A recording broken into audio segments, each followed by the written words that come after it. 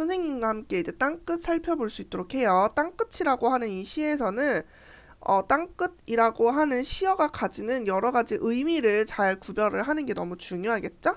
산 너머 고운 노을을 보려고 그네를 힘차게 차고 올라 발을 굴렀지라고 표현을 하고 있는데요. 산 너머 내가 고운 노을이라고 하는 게 우리 화자가 이제 보려고 하는 거잖아. 그래서 산 너머 고운 노을은 어린 시절의 꿈, 이상, 뭐 어떤 아름다움 이런 것들을 표현을 하는 거겠죠? 그래서 그네를 힘차게 차고 올라 발을 굴렀지라고 해서 화자의 노력을 이제 볼 수가 있습니다. 하지만 어떻게 되었어? 노을은 끝내 어둠에게 잡아먹혔지라고 하면서 내가 노을을 이제 볼 수 없게 되는 꿈과 이상의 좌절이 되게 됩니다. 그래서 여기서 노을이라고 하는 거는 우리 화자가 원하는 것이기 때문에 긍정, 그리고 이런 노을을 파괴하는 어둠은 부정의 개념으로 이해해 볼 수 있겠어요.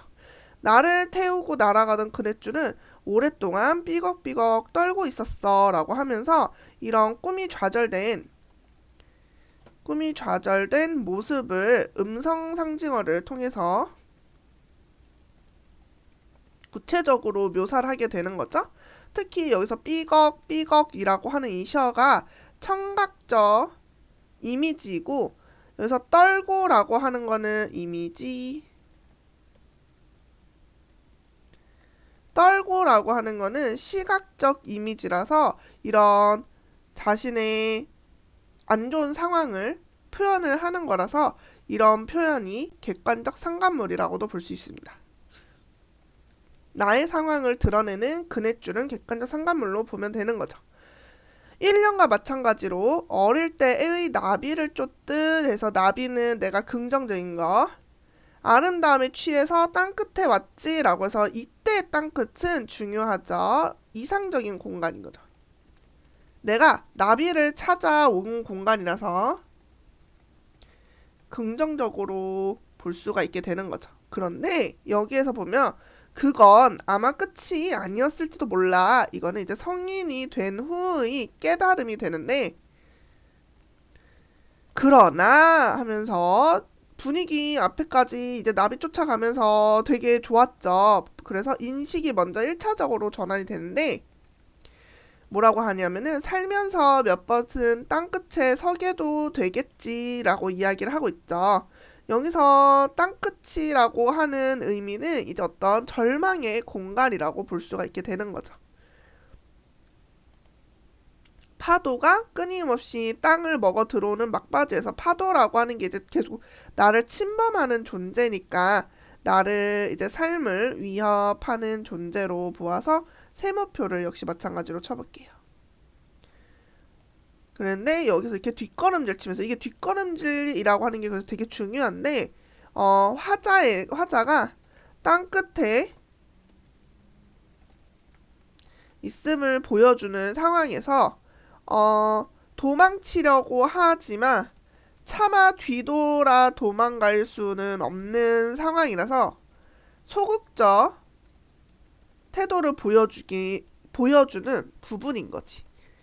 살기 위해서는 이제 뒷걸음질만 허락되는 곳, 그리고 파가도는 계속해서 아가리를 쳐들고 나한테 달려드는 그런 공간으로 화류법을 쓰고 있네요. 화류법은 생물이 아닌데 생물처럼 표현을 하는 부분으로 뭔가 내가 살기 위해서는 이곳에서 완전히 도망갈 수도 없지만 앞에서는 계속해서 파도가 나한테 계속 위협을 하고 있는 거야.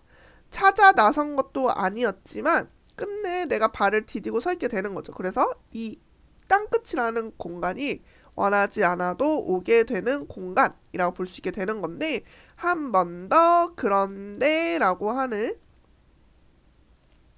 인식의 전환이 이루어지게 되고, 위태로움 속에 아름다움이 스며 있다는 것이, 자 여기 보면 것이 그리고 맨 마지막에도 것이 이렇게 끝나죠.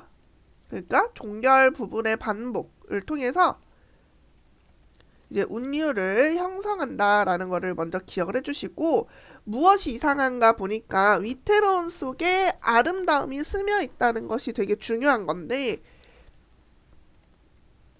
여기가 바로 우리 화자가 생각하는 이런 깨달음이 되는 거잖아. 무엇이냐면은 삶의 위태로움이라는 부정적 상황에서 아름다움이라는 긍정적 가치를 찾아내는 부분으로 역설법을 쓰게 된 거지. 땅끝은 늘 젖어 있다라고 표현을 하게 되는데요. 계속해서 젖어 있다는 건 뭐야? 절망적이면서도 절망적인 것이 끝나진 않지만, 그러니까 우리 삶에 있어서 앞으로 계속 우리는 땅끝이 파도가 계속 나를 공격할 거야. 하지만 또 몇 번은 여기에 일어날 것 뭐야? 포기하지 않고 희망을 찾아가겠다라고 하는 화자의 의지 부분이었습니다. 그래서 이런 시인의 의지가 담겨져 있는 부분이었어. 그래서 아래쪽에 다시 한번 정리해 볼게요. 땅끝의 경우에는 동경의 공간이었다가 위험하고 절망적인 공간이었다가 다시 희망을 품고 있는 삶의 아름다움을 볼 수 있는 공간으로 의미가 여러 번 바뀌게 된다는 거 잘 기억해 주세요. 그렇기 때문에 위태로움 속에 아름다움이 있다라고 주장할 수 있게 되는 거죠. 다양한 표현법이 있었어. 청각적 심상, 그리고 뭐 화류법 이런 것들이 많았기 때문에 꼭 기억을 해주셔야 되고요. 주제와 특징 정리해보면 주제, 절망의 순간에서 발견한 삶의 희망. 특징, 과거와 현재를 교차해서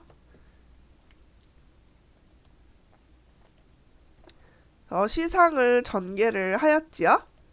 그리고 다음으로 땅끝의 중의성을 통해서 효과적으로 의미를 드러냈고요. 역설법을 사용해서 성찰을 하는 부분도 있었고요. 그래서 이렇게 기억을 해주시고 시어 외워야 되는 부분들 보면은 뭐 노을, 나비, 어둠, 파도 이런 시어들 꼭 기억을 해줘야 되는 부분이니까 같이 정리하시기 바랍니다.